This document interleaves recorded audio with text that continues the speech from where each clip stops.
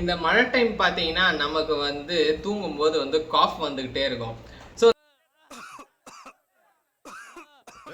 மருந்து சாப்பிட்டியா? எப்ப பார்த்தாலும் லொக்கு லொக்குன்னு இருமிக்கிட்டு இதுல ஹீரோ ஆகணும்னு வேற ஆசை. கூட பிறந்த பாவத்துக்கு சினிமா படம்லாம் எடுக்க வேண்டியிருக்கு.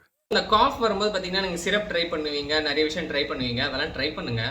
ஸோ சில டைம் வந்து உங்களுக்கு எந்த மெடிசினுமே இருக்காது, நீங்கள் வந்து எதுவுமே இருக்காது, நைட் டைம் ஆயிடுச்சு அப்படின்ற பட்சத்தில் நீங்கள் இதை ட்ரை பண்ணுங்கள். என்னன்னா, ஒரு டம்ளரில் சுத்தண்ணி எடுத்துக்கோங்க.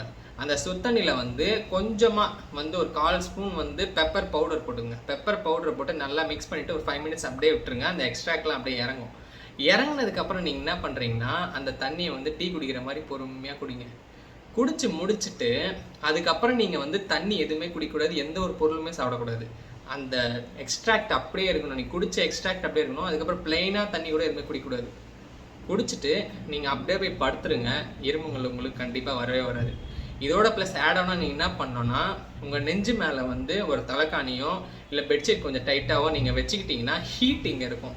அப்போ வந்து அந்த சளி கொஞ்சம் வந்து இலகுவாக இருக்கும், உங்களுக்கு வந்து காஃப் வராது. இதை கண்டிப்பாக ட்ரை பண்ணுங்கள். ட்ரை பண்ணிவிட்டு இது வந்து கரெக்டாக வேலை செய்யுதா இல்லையான்னு சொல்லுங்கள். கண்டிப்பாக வேலை செய்யும். நான் இதை நிறைய தடவை ட்ரை பண்ணியிருக்கேன். நன்றி.